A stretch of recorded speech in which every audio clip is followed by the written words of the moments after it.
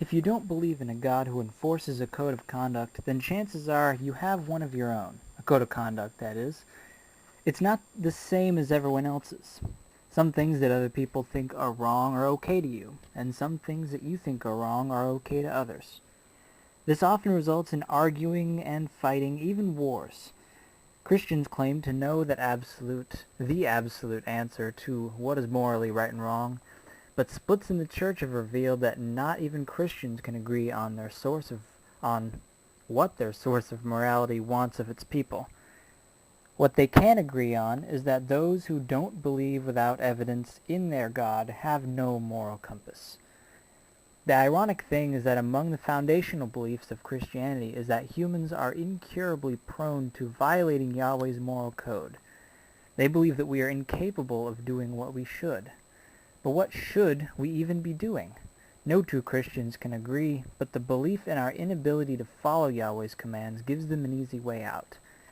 They don't have to have any idea what Yahweh wants of us because they believe that we wouldn't be able to live up to it anyway. How very convenient. So why condemn others for not believing in an absolute code of morality when they don't even really care what it is? How is it any different to be unable to live up to a code of morals than it is to not even believe in one? The difference Christians believe is the belief in the perfection we will never achieve.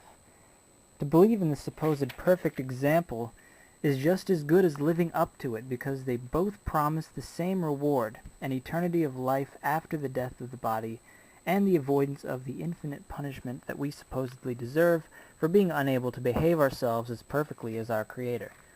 But wait, Yahweh's behavior is not what we're supposed to emulate because we apparently do, and that's the whole problem. We are simply supposed to do what we are told, and never mind any expectations of an example. Christians think, however, that we do have an example, in Jesus. He supposedly lived the life that we are supposed to live. So what made him so great? He was Yahweh in the flesh.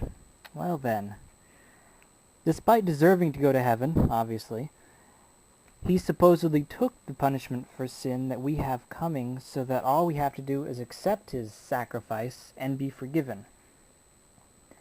There's one problem with that, though. Jesus, according to the story, did not spend eternity in hell. One story has him visiting the place briefly to rescue some people who had been put there wrongly, but then they went right back up to sit in his Father's right hand, or something like that, in heaven.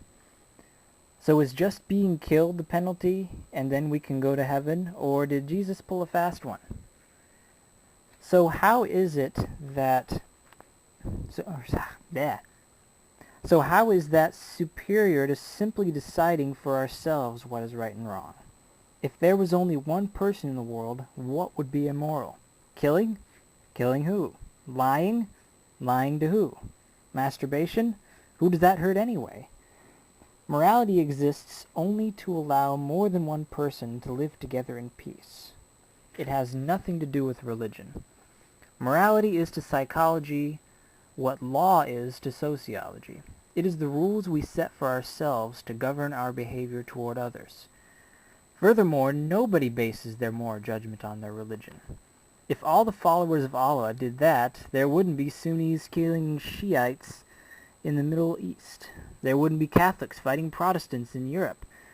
People base their religions on their morals. Catholics who disagreed with indulgences broke away and became Protestants. Henry VIII wanted to divorce his wife, so he broke away from the Catholic Church and started the Church of England.